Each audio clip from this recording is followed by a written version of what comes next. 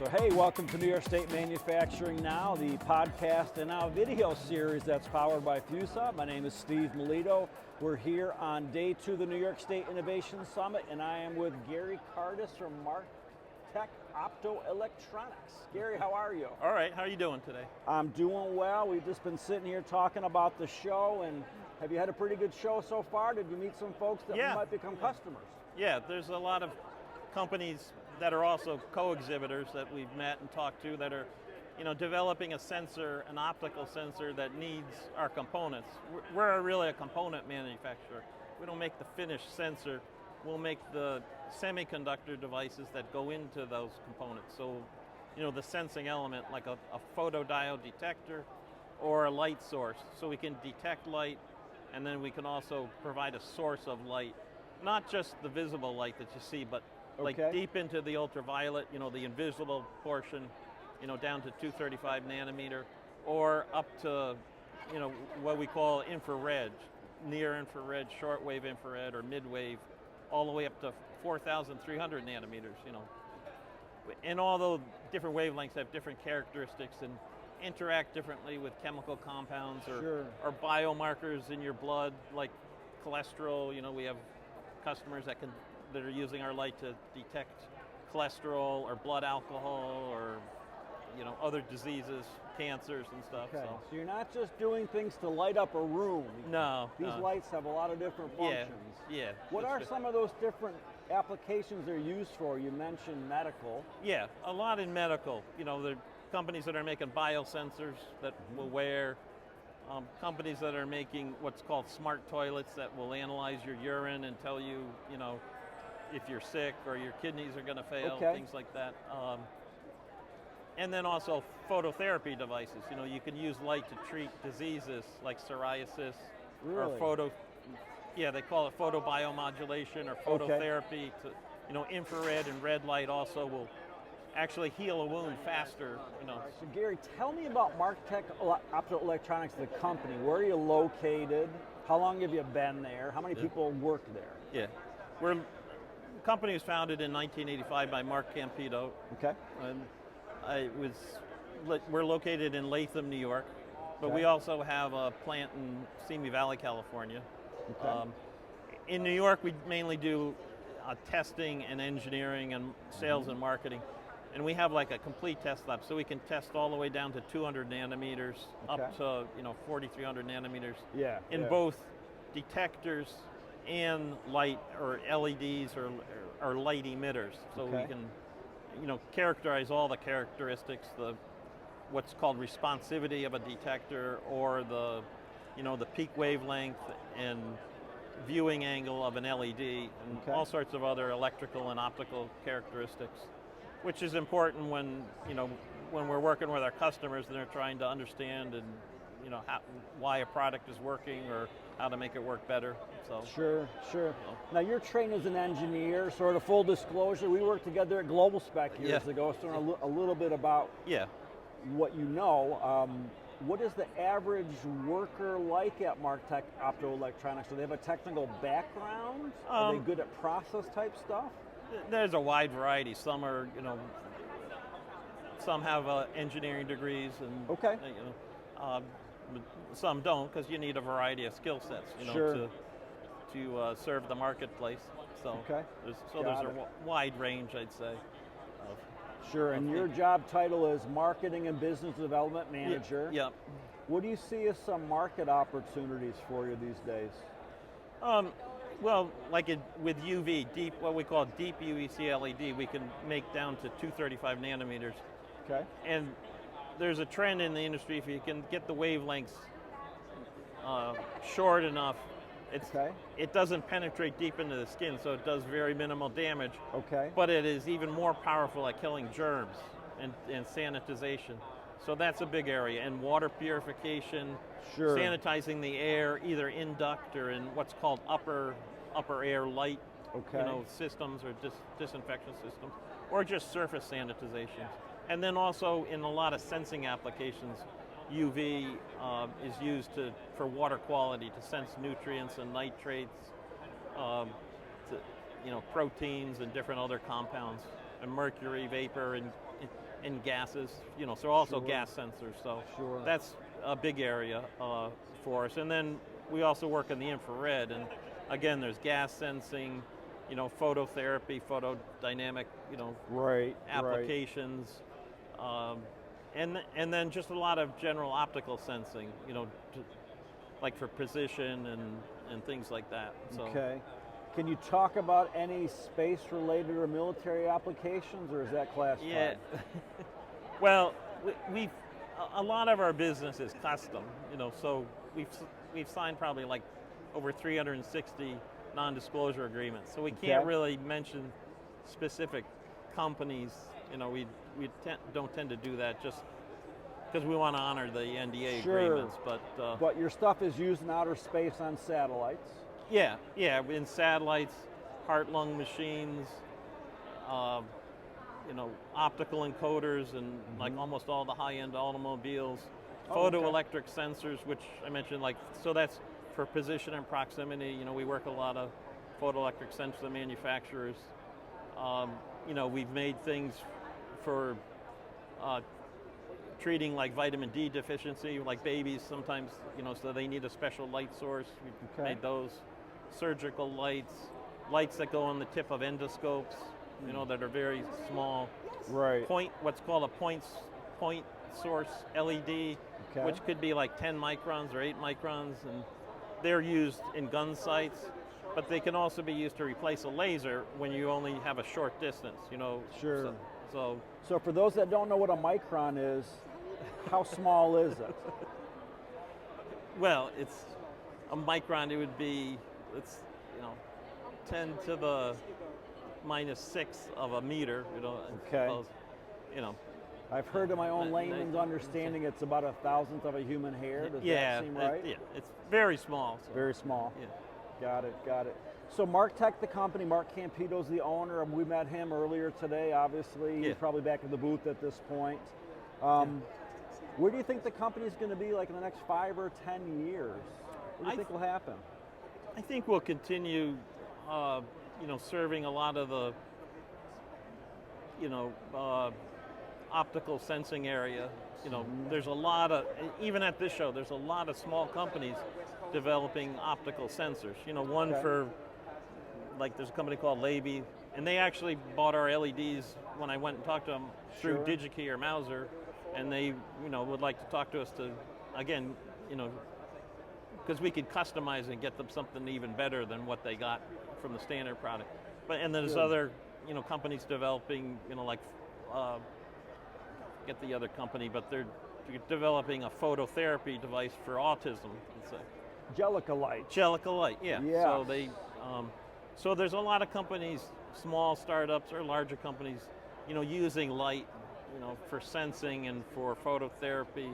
So, we'll work with a lot of those companies, in the future to help get those products to market, because a lot of times they understand the science and technology, but they don't understand, well, how do I actually get these light sources or these detectors to detect? And, like some companies might be buying through DigiKey like 5 or 6 different LEDs and a detector, and through customization we could take those individual chips, put them all in one package, and then reduce the whole complexity of their design and the cost in a lot of cases.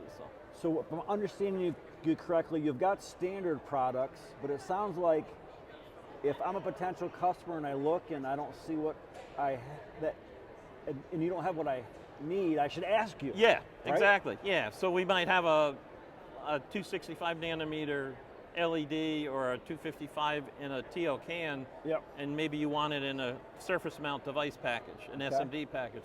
So we can do that kind of stuff. We can put multiple chips in the same package to get higher output, which is a lot of times what you need in certain sensing applications.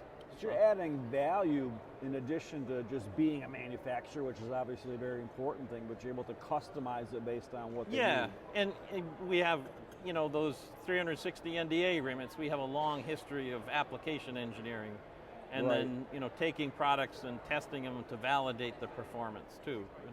Because we have a a great test lab facility. Too. Yeah. Do you find that you use your engineering background all the time in your marketing work, because you're not selling like I think coffee or something? Yeah, the engineering background definitely helps, because there's a lot of application engineering, and understanding what people are doing. So yeah, having the engineering background is definitely a plus. So. Good, and I'm glad that you've met some startup companies and other companies here that are potential customers. Have you met any New York State assets that you could work with? For example, if you haven't met them yet, I'll introduce you to them. There's an organization in New York City called SensorCat. Oh no, I haven't heard of them. So we'll have to make an introduction to them for you. But they work with companies as well that may need to work with you. Or if they need a light, if they're developing an optical sensor, then we might be the source for the semiconductor components of that optical sensor. Right. It's good. It's good. Yeah. So Gary, thanks for being part of New York State Manufacturing Now. All right, thanks for having me here. You betcha. Thanks.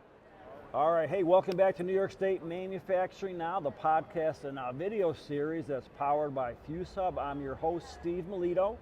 We are with Lorraine Grabowski. Did I get your last name right? You got it right. I get an A+ for the Polish pronunciation. And you are a sponsor of our event. Tell us about how this came about. So I work for a company, AX Enterprize. We are a software, hardware systems development company that primarily focuses on the unmanned, uncrewed systems space. Yep. And as part of that mission, we also manage the New York UAS test site at the former Griffith Air Base. Out in Rome, New York? Yep. Okay, very good. And what does it mean to manage that site? I mean, what are some of the things you do? Make sure things take off on time and get back home when they should? Well, a lot of the testing happens either in the GPS-denied indoor hangar space that has been recently recreated to host unmanned systems. And then there's an outdoor test facility that has data feeds back to an operations center that the folks, our engineers and our technicians all kind of magically make happen, integrate sensors from out beyond where you can see. There's a term in uncrewed systems called beyond visual line of sight. And so the goal ultimately is to be able to send uncrewed systems out and know where they are without having a visual observer along the way. Sure. You are really at the forefront of a technology that we're reading about all the time in the news, from Ukraine to the war in the Middle East. Have things changed in the last couple of years? Is there more interest in what you're doing now? So I think that a lot of the big players in the space, Google, Amazon, Walmart, all of the behemoth, Fortune 5, really want to get to a space where they can deliver your bananas or a book or whatever it might be. The interesting thing is we take that a step further. We still have the military applications, obviously, first and foremost, securing the homeland. Protecting our assets here, understanding from a border patrol perspective who's doing what and where, but also the commercial aspect of uncrewed systems. So that can be as small as a pocket-sized drone that is maybe going out for a surveillance or inspection mission of utility lines, to bigger aircraft doing delivery of medical devices or pharmaceuticals. And right here in Syracuse, Air Upstate, which is a department of the SUNY Upstate Medical System, are kind of leading the way with that, and getting a lot of waivers, is what it's called, to fly in certain airspace to do just that. So it's happening right here, and we're out in the Mohawk Valley, and a lot of innovation and folks from around the globe coming there to test their systems. And they are a leader in this area, for sure. Sure. Now, how did you get into this? This is a relatively new field technologically. Sure. So my background, I started off in engineering and kind of went the way of business, which I have a a passion for strategy and implementation. Yep. And I spent a whole career with the Oneida Indian Nation doing just that. Wow. And Turning Stone and some of the other enterprises, helping them in lots of ways, and kind of was voluntold into political, the political space with the Oneidas, Okay. and then met some people, and it's a lot about relationships, but it's about being able to pivot and being agile, I think, Yeah. from a personal perspective. Yeah. And so I got back into the technical space and do a lot of the business side of what we're talking about. So you have a good mix between the technical and the business side, both? Probably. Probably, yeah. Maybe. Yeah. Some of the technical guys might argue with that. So, but but it's what I say, and the company that I work directly for, AX Enterprise, is we are at the forefront of inventing unmanned traffic management. Okay. So knowing what is where, yeah. from an air domain awareness perspective, Okay. and being able to remotely identify those various aircraft and other things that are flying around. So it's really cool to be on the very leading edge of all of that. Sure. So October is manufacturing month, and there's a tremendous shortage of workers in manufacturing and technology in general. And I say this very sincerely, if we don't use all of our resources demographically, we're going to be in trouble. So I'm going to ask you, what is it like to be a woman in engineering? And can you inspire any young women who might be watching this? So I think what is really interesting for me, I have a 17-year-old daughter. I have a 19 and 15-year-old sons, but my daughter is looking at engineering schools as we speak. Good. Matter of fact, that's what I was talking about when I saw Paul, was her looking at some engineering schools. And I think what I would say to young women in technology is there's always a place for every type of personality. We don't need to pull folks from central casting that you might think is a stereotype. If you, in a lot of girls, we lose by about 5th or 6th grade in the STEM, in math and science, affinity for math and science. But if there's a grain of something there's a lot to be accomplished in all spaces of technology. Sure. There's a lot of money to be made, which, for women, empowers you to kind of do your own thing. So we'd be remiss if we didn't talk about the financial benefit to being in technology. But I think that there's a lot of space for lots of different personalities and skill sets in the tech field. I'm not a traditional tech person, but I have found a space where I can be me and bring a skill set and bring the company along with me in that vein. That is great. Well, thanks for doing what you're doing, and thanks for being part of New York State Manufacturing Now on short notice, no less. Well, we're really happy to support this symposium. There's a lot of room for manufacturing at the Griffiths Technology Park, and we have interest from around the globe in folks coming in and making drones in the United States. Because a lot of federal agencies are saying you cannot use drones, uncrewed systems that are manufactured in certain countries. So if we can attract and bring folks to Central New York, of all places, but to the United States to make their aircraft here, I think that puts us ahead of the game with every strategic initiative that the Department of Defense, the Department of Homeland Security are all looking to achieve. So listen, one last question. You live in Central New York. It's a good place to live, isn't it? Oh, I could not ask for a better place. The Four Seasons, obviously, the pumpkin spice, fall that comes along, and being able to raise my kids where there's not gridlock, very low crime, exceptional schools, and post-secondary educations that could be within driving distance for us is all 4 hours and you're anywhere you really want to be or fly out of in the United States. Good. Well, hopefully someone's listening who might not be in New York State, and they're going to say, I'm going to check out Central New York. Oh, the foothills of the Adirondacks are like no other place on earth. Good. Well, thank you. for your time Thank here you for today. having me. It was great.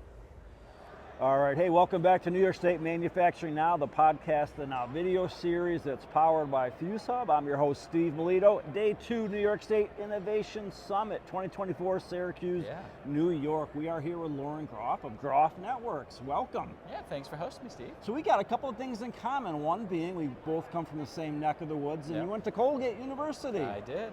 Fellow grad, yep. And what did you major in? Philosophy and religion. And now you're doing computer work. I'm doing sales, basically. You're doing sales. See, that's the value of a liberal arts education. Absolutely. But or CEO, leadership, culture development, so all those. Yeah, exactly. Good. Well, what makes you come out and spend not just one day with us, but 2 days and sponsor this event? I mean, that's a big commitment that you're making. Yeah, appreciate it. I mean, we want to be present. We're passionate about manufacturing. The manufacturers that we worked with over the years, we've just seen how they've impacted, and surprised when I moved to upstate New York 24 years ago, how to discover when I started my business how many manufacturers there were and have been in the area, and just like this is important for us, for our overall health of the economy. To be actually making stuff, right? And so to be involved there, and then we help them be better, faster, stronger using technology, now more and more reducing risk. And as of this past week especially, a lot are need to have been pursuing CMMC, but now we have the updated regulations. Right. And so we want to help whoever we can, get caught up if they're not there already, or help implement what they haven't implemented already, in regards to what you have to do to be compliant, to support DoD primes or direct to DoD work where it requires that compliance. Sure. So when you come to an event like this, do you make connections that eventually can result in sales, or do you just come to this to just see what's out there? No, it's definitely about prospecting, for sure. Making the connections that I'm okay with the long game. We've always done long game relationships, can farm long term, so I'm okay that I don't get a direct client today or whatnot. Right.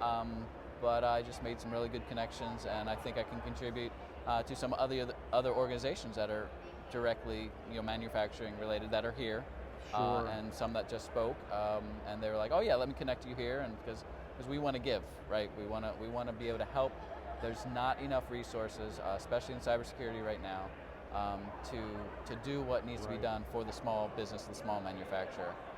There's just not enough knowledge, not enough understanding, not enough implementation right now to keep America's manufacturing safe. Right.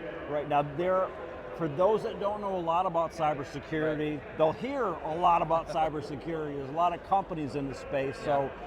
Tell us more about what makes you different. What are you doing that's maybe somebody else isn't doing? Is it the level of service that you provide, or the technology, maybe both? Yeah, I mean, there's lots of technology companies. A lot of companies in my space, like it's about a tool, or it's about some sort of service that is built around software or hardware. Okay. But it's more about process. You need a process. Yes, tools are going to be needed, people are going to be needed, labor is needed, but what's the process that you can put in place that is ongoing gap assessment? You need that ongoing gap assessment. Most people think, oh, if I need to figure out what I'm going to do, I'm going to do a penetration test. Well, those are really expensive, and you can't do them very often, so you don't know what your gaps are for years at a time sometimes. And then, did you actually address that gap? Did it stay addressed? So our process, and there's very few following this, is ongoing gap assessment and consulting around that. Okay. So that's our big uniques. We've done that for a long time on the IT side. Okay. And obviously one of the big risks and gaps is always cybersecurity. How are you downtime could be caused by lots of things, especially when you have servers back in the day. But now ransomware can be downtime. So we've always been ahead of that because we've always been asking those questions.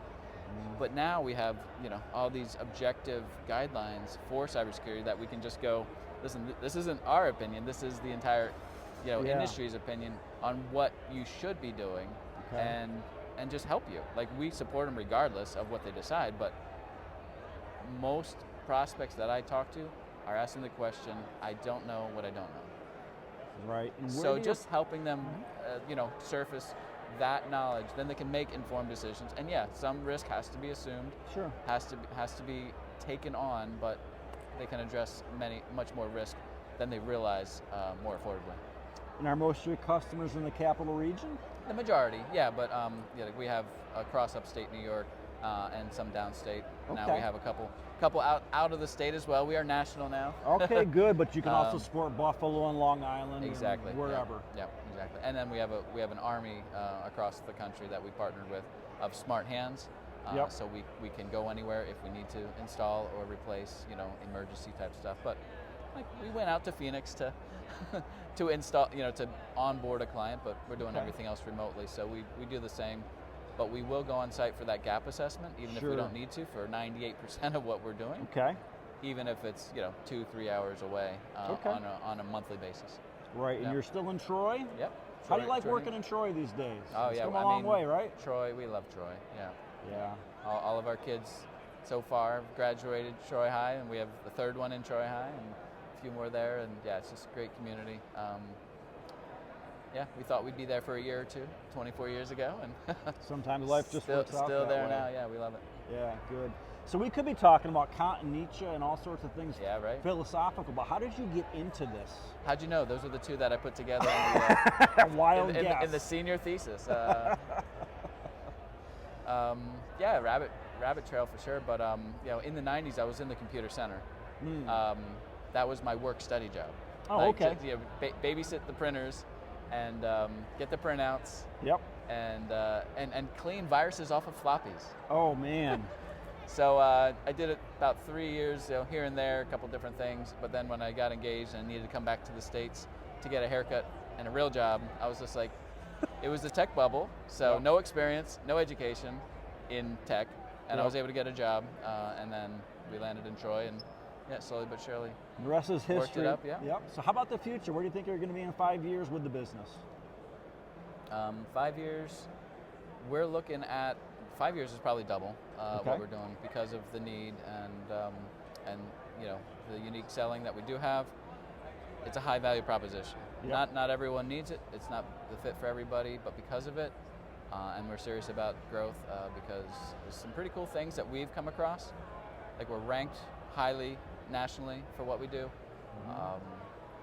One best places to work. Yep. So the culture has been supported.